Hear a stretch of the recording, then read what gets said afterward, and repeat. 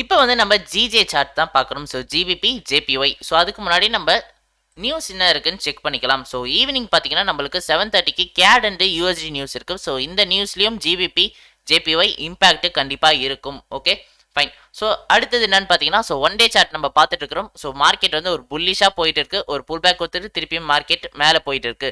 So இந்த இடத்துலையும் உங்களுக்கு நேற்று கேண்டிலும் உங்களுக்கு ஒரு நல்ல புல்லிஷ் கேண்டலாக ஃபார்மேஷன் நடந்தது.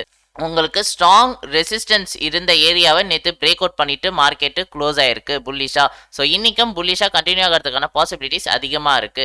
ஸோ இதை வந்து லோவர் டைம் ஃப்ரேமில் நம்ம அனலைஸ் பண்ணலாம். நம்மளுக்கு ஸ்ட்ராங் ரெசிஸ்டன்ஸ் பார்த்தீங்கன்னா மல்டிபிள் டச்சஸில் நம்மளுக்கு கிளியரான வியூ இங்கே இருக்கு.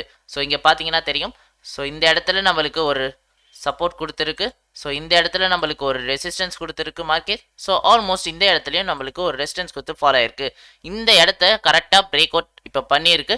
ஸோ கரெக்டாக மார்க்கெட்டு ஒரு புல் பேக்கும் கொடுத்துச்சு, ஒரு புல்லிஷ் கேண்டலும் ஃபார்மேஷன் நடந்துச்சு. விச் மீன்ஸ் திருப்பியும் மார்க்கெட்டு உங்களுக்கு மேலே கண்டினியூ ஆகிறதுக்கான பாசிபிலிட்டிஸ் இருக்குது. எவ்வளோ தூரம் போகும் அப்படின்னு நம்ம பார்த்தீங்கன்னா கிட்டத்தட்ட நம்மளுக்கு 63,600 வரைக்கும் ரீச் ஆகிறதுக்கான பாசிபிலிட்டிஸ் அதிகமாக இருக்குது. ஸோ அதனால் மார்க்கெட்டில் நம்ம ஒரு மினிமமாக 200 to 300 பாயிண்ட்ஸ் ப்ராஃபிட்டை புக் பண்ணிவிட்டு வெளியே வந்துடலாம். So 4 hour fully based upon 4 hours நம்ம பைக்கு போகலாம்.